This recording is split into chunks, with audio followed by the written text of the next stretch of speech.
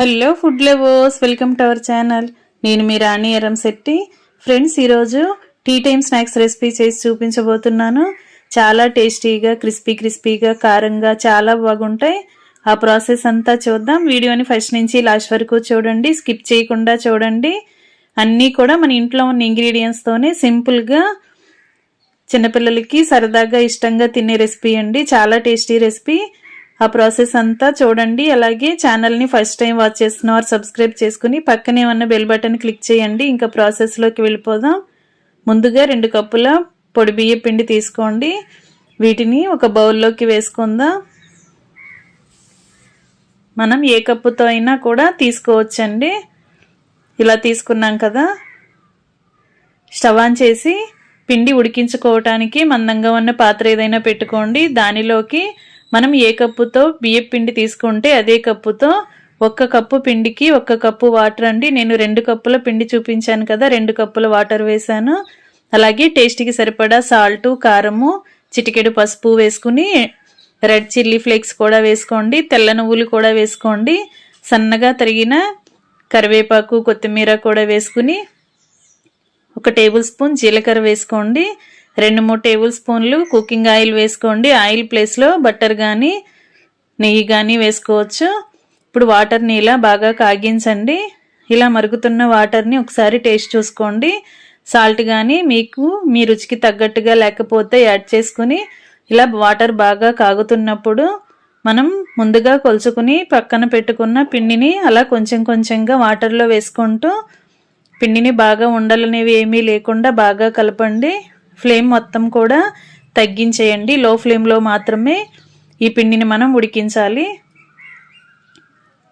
ఇలా మొత్తం అంతా పిండి వేసుకున్నాం కదా, మనం తీసుకున్న వాటర్ క్వాంటిటీ కానీ పిండి క్వాంటిటీ కానీ కరెక్ట్గా సరిపోతాయి. ఇంకా ఎలాంటి వాటర్ని యాడ్ చేయాల్సిన పని లేదు. గరిటెతో పిండిని బాగా కలపండి. వాటర్లో ఆయిల్ అనేది వేసుకున్నాం కదా, పిండి అనేది ఉండలు లేకుండా చక్కగా ఈజీగా కలిసిపోతుంది. ఈ విధంగా కలుపుకుంటూ 2 నిమిషాలు ఉడికించిన తర్వాత స్టవ్ ఆఫ్ చేసుకుని మూత పెట్టండి. 2 నిమిషాల తర్వాత బాగా చల్లారిన తర్వాత పిండిని మనం ఇలా చేత్తోనే బాగా ప్రెస్ చేస్తున్నట్లుగా కలిపినట్లయితే పిండి అనేది చపాతీ ముద్దలాగా వస్తుంది. పిండి అనేది ఇంకా చేతులకి అంటుకున్నట్లు అనిపిస్తే చేతికి కొంచెం ఆయిల్ని అప్లై చేసుకుని పిండిని ఇలా ముద్దలాగా రెడీ చేయండి. ఇప్పుడు ఒక బౌల్లోకి 2 టేబుల్ స్పూన్లు ఆయిల్ వేసుకుని పక్కన పెట్టుకుని వేళ్ళని ఆయిల్తో తడుపుకుంటూ పిండిని కొంచెం కొంచెంగా తీసుకుని ఇలా మెత్తగా ప్రెస్ చేస్తున్నట్లయితే ఎక్కడైనా ఇంకా ఉండలనేవి ఏమైనా ఉంటే అవన్నీ కూడా ఈజీగా కలిసిపోతాయి. ఇప్పుడు అరచేతికి, రెండవ చేతికి కూడా ఆయిల్ని అప్లై చేసుకుని ఇలా నేను చూపించే విధంగా స్టిక్ లాగా రోల్ చేసుకోండి. ఇలా వీలైనంత సన్నగా పొడవుగా వచ్చేలా చేసుకోండి.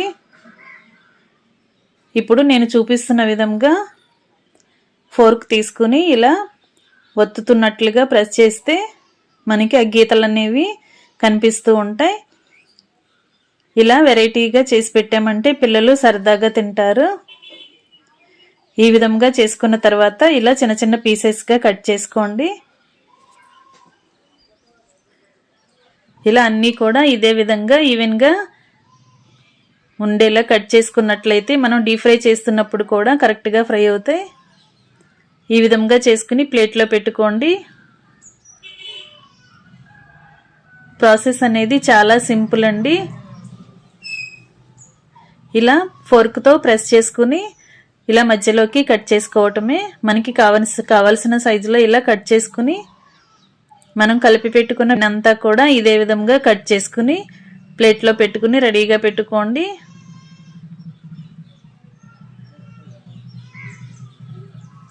ఈ విధంగా చేసుకున్నాం కదా, పిండంతా కూడా ఇదే విధంగా చేసుకుని ముందుగానే ఇలా ప్రిపేర్ చేసుకుని పెట్టుకున్నట్లయితే మనం డీప్ ఫ్రై చేసేటప్పుడు పని అంతా కూడా ఈజీగా అయిపోతుంది.